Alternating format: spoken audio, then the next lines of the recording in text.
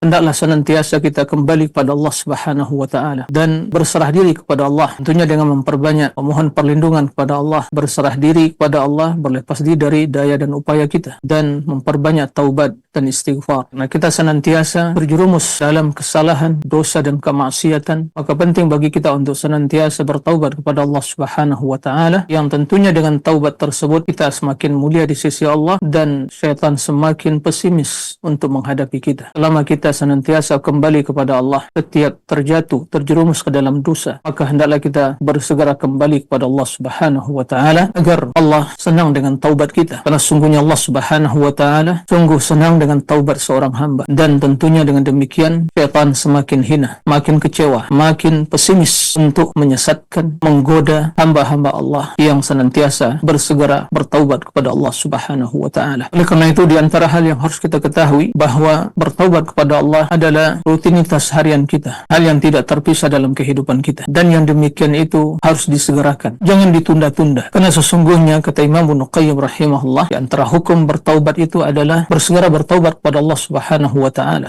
saling meninggalkan, bertekad untuk tidak melakukan lagi, dan selalu istiqamah dalam kondisi yang demikian itu. Wasari'u ila maghfiratin min rabbikum, bersegeralah, bergegaslah untuk meraih keampunan Rabbmu. Yang demikian itu tentu dengan bertaubat kepada Allah, memperbanyak istighfar. Dan bertaubat adalah kebaikan dan amal saleh, taatan kepada Allah, dan Allah juga memintakan kita fastabiqul khairat, berlomba-lomba untuk kebaikan. Karena sesungguhnya menunda taubat itu merupakan dosa tersendiri yang harus pelakunya bertaubat lagi untuk dosa menunda-nunda tersebut. Imam Ibnu Qayyim menjelaskan bahwa barang siapa yang menunda-nunda taubat itu adalah dosa, maka dia membutuhkan pada taubat yang selanjutnya, bertaubat dari menunda-nunda taubat tersebut. Ini hal yang perlu diperhatikan. Maka hukum taubat itulah bersegera, tidak ditunda-tunda, karena seorang tidak mengetahui apa yang akan menimpa dirinya, apa yang akan terjadi bagi dirinya, dan apabila datang ajal kematian tentu tidak ada lagi kesempatan untuk bertaubat, sehingga yang tersisa adalah penyesalan dan kerugian. Wal iyazu billah.